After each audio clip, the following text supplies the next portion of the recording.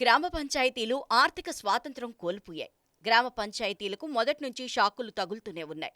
2 ఏళ్ల క్రితం జరిగిన స్థానిక ఎన్నికల్లో ఏకగ్రీవమైన 2001 పంచాయతీలకు ప్రభుత్వం ఏడాది క్రితం 134 కోట్ల రూపాయలు ప్రోత్సాహక నిధులు విడుదల చేసింది.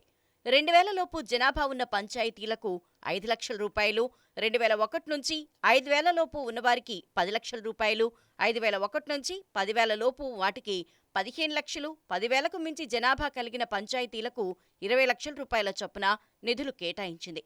వాటిని సాధారణ నిధుల ఖాతాకు జమ చేసినట్లు అధికారులు ప్రకటించినా కొన్ని జిల్లాల్లో మాత్రం పంచాయతీల పేరుతో ఉన్న ఆర్థిక సంఘం నిధుల పీడీ ఖాతాలో వేశారు. తర్వాత వాటిని విద్యుత్ బకాయిల కింద సర్దుబాటు చేశారు.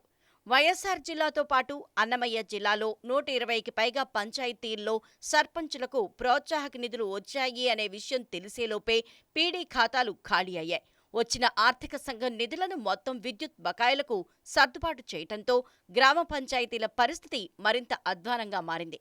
దాదాపు 10 జిల్లాల్లో ఇలాంటి సమస్య తలెత్తినట్లు తెలుస్తోంది. నిధుల సర్దుబాటు విషయం సర్పంచులు చెప్తున్నా, జిల్లా అధికారులు ధృవీకరిస్తున్నా పంచాయతీరాజ్ శాఖ కమిషనర్ కార్యాలయం మాత్రం దీనిని అంగీకరించటం లేదు. ఏకగ్రీవంగా ఎన్నికైన అన్ని పంచాయతీలకు ప్రోత్సాహక నిధులు కేటాయించామని ప్రభుత్వం చెప్తోంది. శ్రీకాకుళం, అల్లూరి సీతారామరాజు, అనకాపల్లి జిల్లాల్లోని చాలా పంచాయతీలకు 2 ఏళ్లైనా ఇంకా నిధులు విడుదల చేయలేదు. ప్రోత్సాహక నిధులతో కొన్ని ముఖ్యమైన పనులు చేద్దామని ఆశపడిన సర్పంచులు ఖాతాల్లో నిధులు కనిపించక ఆందోళన చెందుతున్నారు.